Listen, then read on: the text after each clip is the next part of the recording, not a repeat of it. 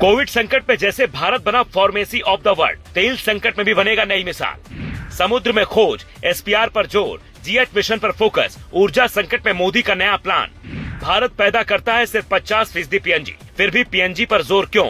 समझिए सरकार की मंशा। इस आपदा को अवसर में परिवर्तित करना है। इससे हमें देश का बहुत बड़ा टर्निंग पॉइंट भी बना रहा है।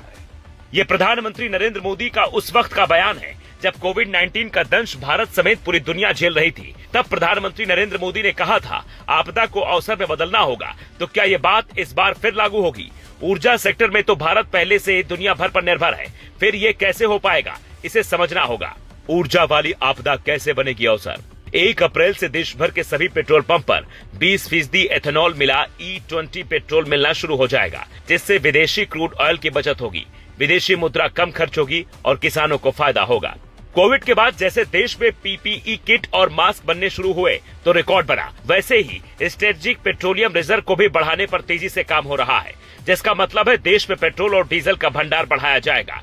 ग्रीन एनर्जी पर सरकार फोकस कर रही है ताकि इसकी निर्भरता बिल्कुल कम की जाए। ग्रीन नंबर प्लेट वाली गाड़ियां हो या फिर इलेक्ट्रिक हाईवे, उसके लिए सरकार कोई और बड़ा प्लान कर सकती है। गहरे समुद्र में तेल या गैस की खोज करने के साथ साथ ओएनजीसी और अलग अलग ऑयल कंपनियों को बढ़ावा मिल सकता है।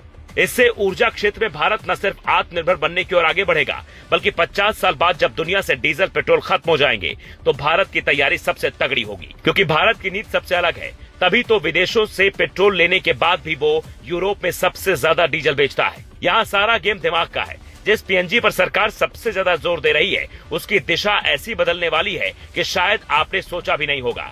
अभी ज्यादातर लोगों के दिमाग में यही सवाल है कि पीएनजी गैस करीब 50% जब हम विदेश से मंगवाते हैं और खाड़ी मुल्कों में संकट चल रहा है, तो फिर इस पर निर्भरता भी तो मुश्किल खड़ी कर सकती है। तो ऐसा फिलहाल होता नहीं दिख रहा है, क्योंकि सरकार के पास इसका भी वैकल्पिक इंतजाम है।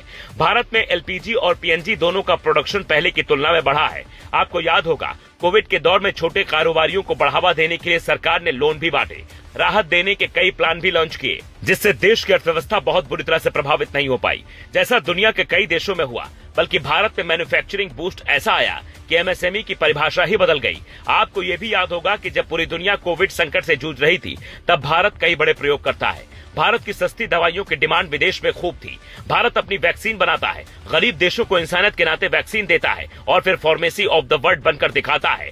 और फिर वही वक्त एक बार फिर से आ गया है, जहां एथेनॉल वाला पेट्रोल मिलने से किसानों को बम्पर फायदा और पर्यावरण को नुकसान कम होगा। ऊर्जा के क्षेत्र में भारी संख्या में नौकरियां पैदा होंगी, निवेश बढ़ेगा, विदेशी निर्भरता कम होगी। सरकार का प्लान भारत फर्स्ट की ओर है, जहां भारत अपने फायदे के हिसाब से नीतियां बनाएगा। दुनिया भर में आए संकट के बीच शांति और बातचीत के रास्ते तलाशेगा। आपदा के वक्त घबरा कर नहीं, बल्कि शांति से फैसला लेकर उसे अवसर में बदलेगा, जिसका असर अभी से आपको दिखने लगा होगा।